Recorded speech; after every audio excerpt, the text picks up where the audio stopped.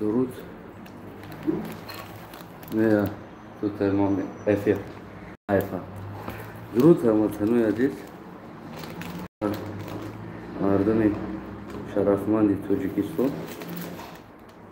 طرفدارای ممالی میگن که ما را شاورما خرک راست میگن.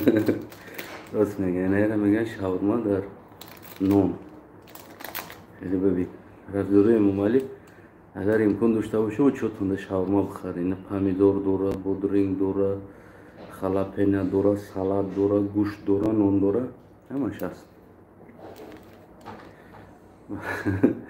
برای چطور شاورما بخریم و توتون ثواب میگیریم و میگیم که فانتا عبید میشه همتره اوجن عبید همش همتر میشه.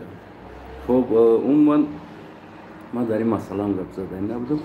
من کوتاه یک سوال دارم برای شما.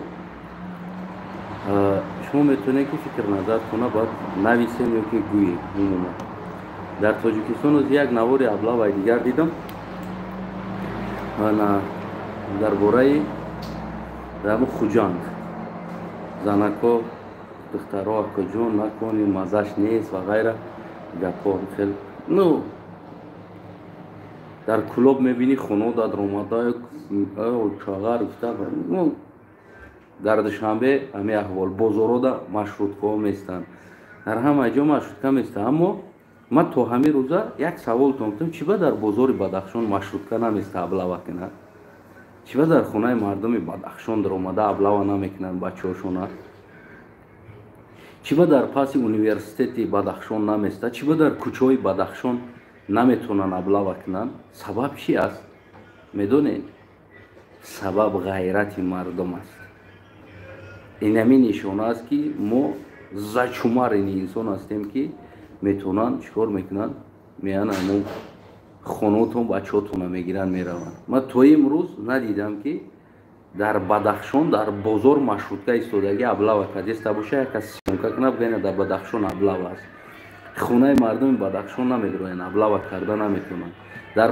در پس اینستیتوت دیگر جای بدخشان نمیتونن که ماشین مونن ابلاوا کنن. فهمیدین؟ خیت کردین؟ برای چی بودن؟ برای که اون مردم ماشین ابلاوا میکرگیره که علاو سر میکنن. وقتی که ما زچومار انسان هستیم نمیتونیم میان ابلاواتون میکنن میگیرن میرون. غیرت از مردم بدخشان یاد بگیریم. فهمیدین؟ هموطن عزیز سلامت باشید. من در اشتیاقتون من میکشم برای پشت کامرا است. برای یعنی سوال جواب بتید چی با در بدخشان نمیتونن ابلاوا کرده؟